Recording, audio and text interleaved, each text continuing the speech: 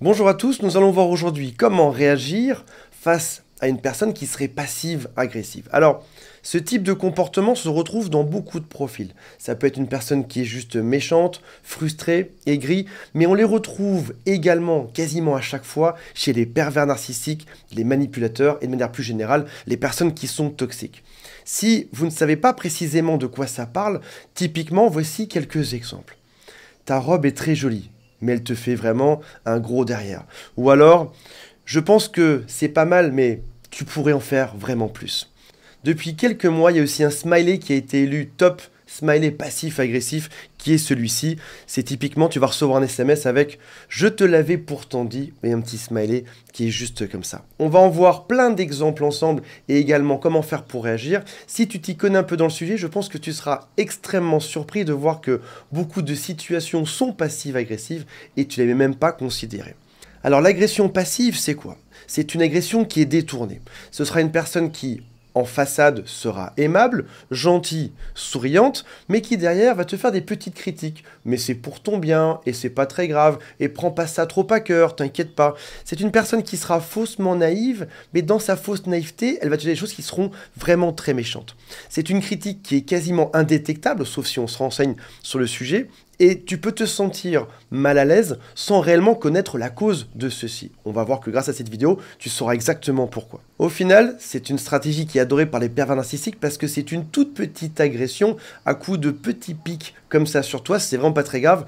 Sauf que si la personne te le fait en permanence, ça peut te mettre à terre. C'est une stratégie réellement pour te rabaisser.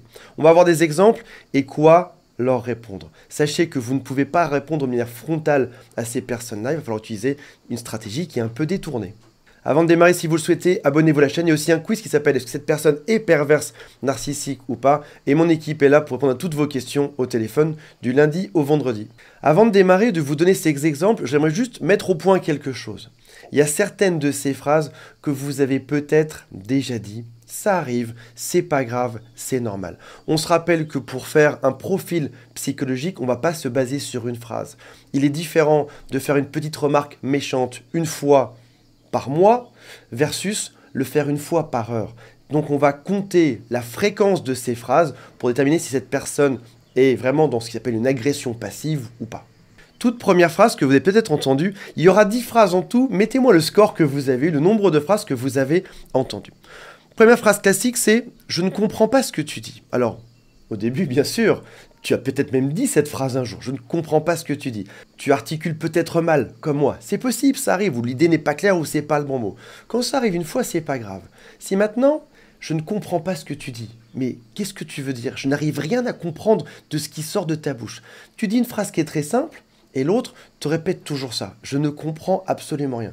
Toi, la question que tu as posée, c'est « Où sont les clés ?» On ne peut pas se tromper. Même si on articule mal comme moi, on devrait comprendre ce genre de phrase. Où sont les clés? Et l'autre te dit, mais je ne comprends pas.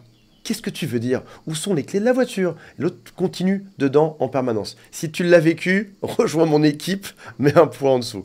C'est quelque chose qui est passif-agressif, et ça signifie quelque chose, c'est que on remet en question ta façon de t'exprimer, ou ta façon de penser.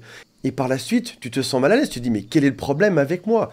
Et on remarque que chez un pervers narcissique, ça va de manière croissante. Donc au début, il va te dire « je ne te comprends pas » une seule fois par mois, puis une fois par semaine, puis une fois par jour, puis une fois par heure, puis en permanence. Quoi que tu lui dises, il va te dire « désolé, je ne comprends pas ce que tu dis ». Compte bien avec tes doigts le score que tu es en train de faire aujourd'hui dans ce genre de domaine.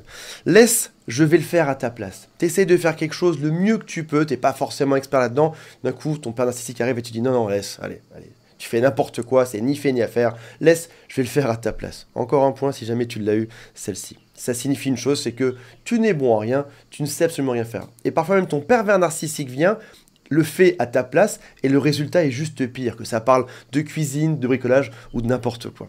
Troisième comportement passif-agressif, c'est « non, je ne suis pas fâché ».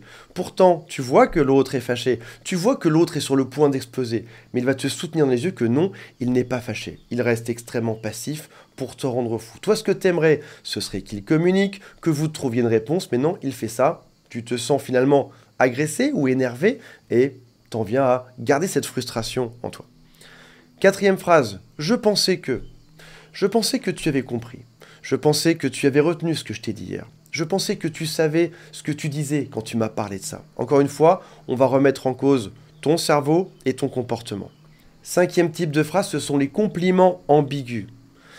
Ce jean te va à merveille, mais vraiment, il te fait des fesses qui sont atroces. Tu es tellement beau, tu es tellement belle, si seulement tu avais 3 kilos en moins. Et quand tu perds ces 3 kilos, il faudra que tu en perdes encore plus. Au contraire, tu es devenu juste trop maigre par rapport à ce que voulait l'autre. Donc c'est-à-dire que quoi que tu fasses, tu n'arriveras jamais à le satisfaire. Sixième phrase, tu es trop. Tu es trop sensible, tu es trop gentil avec les autres. Toi, tu dis c'est marrant parce que ma sensibilité, au début, elle te plaisait beaucoup. Ou le fait que je sois gentil avec toi et les autres, ça te plaisait beaucoup. Mais maintenant, finalement, tu as bien réfléchi et ça devient un défaut. On est encore sur quelque chose qui est ambigu. Ça part pour être bien au début, puis finalement, c'est vraiment ton plus gros défaut. Septième phrase. Ok, ouais, je suis complètement d'accord avec toi. Ah, c'est sûr que tu as raison là.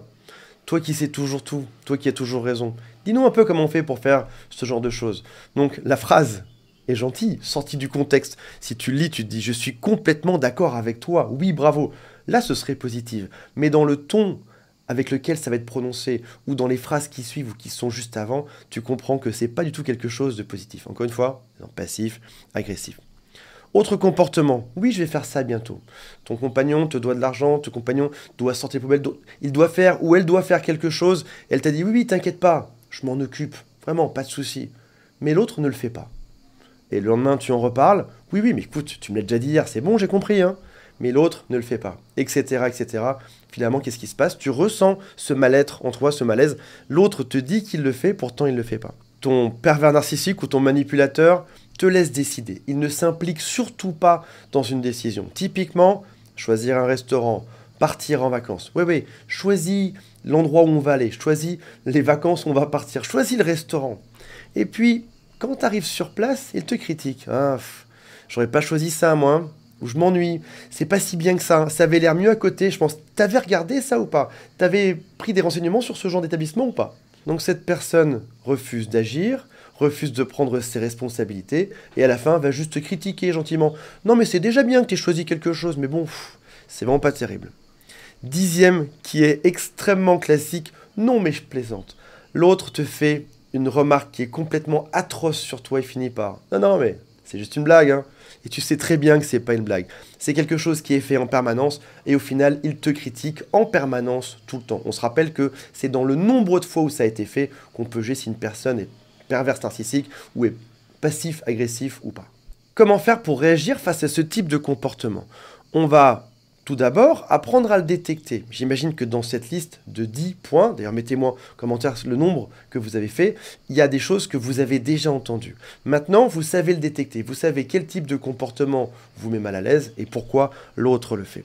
Une fois que tu as détecté, tu analyses ton malaise. Est-ce que ça m'ennuie un peu? Beaucoup. Si c'est un tout petit peu, si c'est fait de manière rare et ponctuelle, c'est pas très grave, ça arrive. Ça peut réellement être une blague que tu as mal prise un jour. Si maintenant, tu détectes que tu es souvent mal à l'aise, que l'autre fait ça exprès, qu'a priori, il y a l'intention de te rabaisser, dans ce cas-là, on est dans autre chose. Quand tu l'expliques à l'autre, tu peux partir de la sensation, de ce que toi, tu as ressenti.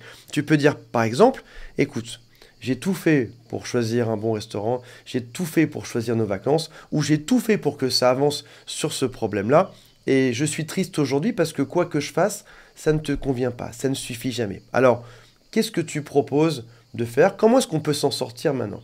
En faisant ça, tu ne le montres pas du doigt, tu montres juste tes sentiments. Je ressens ça, j'ai tout fait, ça ne fonctionne pas. Et tu lui donnes les clés pour que lui agisse. Si c'est une personne qui est passive-agressive, elle n'agira pas, elle ne prendra pas de décision. Et là, tu verras le bug dans sa personnalité, parce qu'il sera pris entre deux murs, il ne pourra pas aller plus loin, il ne pourra rien proposer. Ensuite, tu peux encourager la discussion. Écoute, voilà, je remarque qu'à chaque fois qu'on va au restaurant, ou à chaque fois qu'on part en vacances, ou à chaque fois que ça parle de faire à manger, on tombe dans le même problème. Parlons-en, comme ça on va résoudre ça une bonne fois pour toutes. Si c'est un pervers narcissique, il ne voudra surtout pas résoudre ce problème. Fixez également des limites. Un sujet ne vous va pas, un type de critique ne vous plaît pas.